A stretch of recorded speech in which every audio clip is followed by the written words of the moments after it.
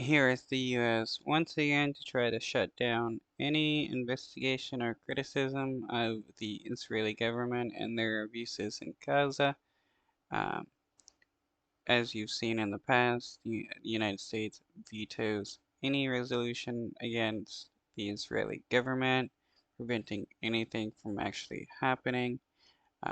And this isn't the first time the US has sanctioned a UN investigator.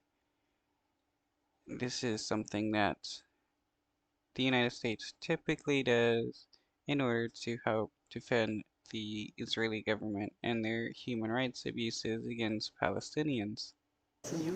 Unabashed anti-Semitism and support for terrorism. Those are just some of the accusations levelled at the UN's Special Rapporteur on Human Rights, Francesca Albanese, by the US. The Italian lawyer is an outspoken critic of Israel's military offensive in Gaza. She has called for the arrest of Prime Minister Benjamin Netanyahu. The UN expert criticised several European countries for allowing the Israeli Prime Minister to fly through their airspace. The governments of Italy, France and Greece must explain why they provided airspace and safe passage to ICC-wanted Benjamin Netanyahu, whom they are obligated to arrest. A recent report of hers also accused multinational companies of benefiting from genocide. It's because the economy of the occupation has turned into an economy of genocide. And so there have been people and organizations that have profited from the violence, the killing, the maiming, the destruction in Gaza.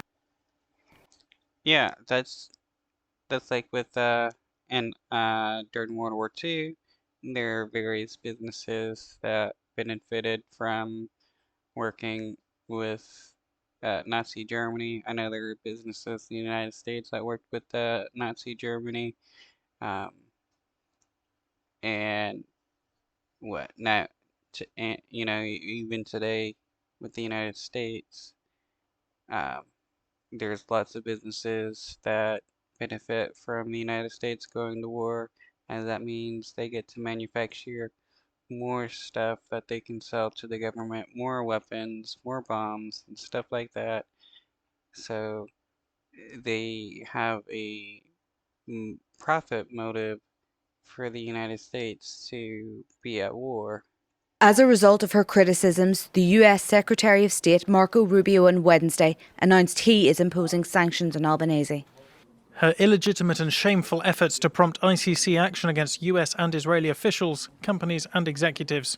Albanese's campaign of political and economic warfare against the United States and Israel will no longer be tolerated.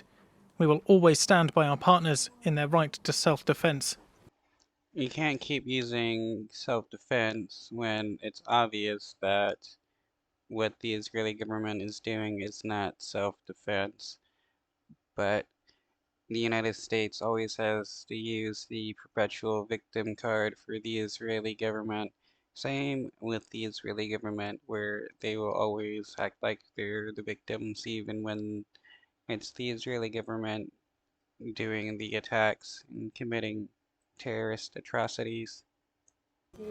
These sanctions will likely block Albanese's entry to the US and any assets she has there. While the Special Rapporteur is mandated by the United Nations to investigate certain topics, she is independent of the organisation. This is not the first time the Trump administration has targeted those critical of Israel. The White House sanctioned 4 ICC judges in June after they issued the arrest warrant for Benjamin Netanyahu.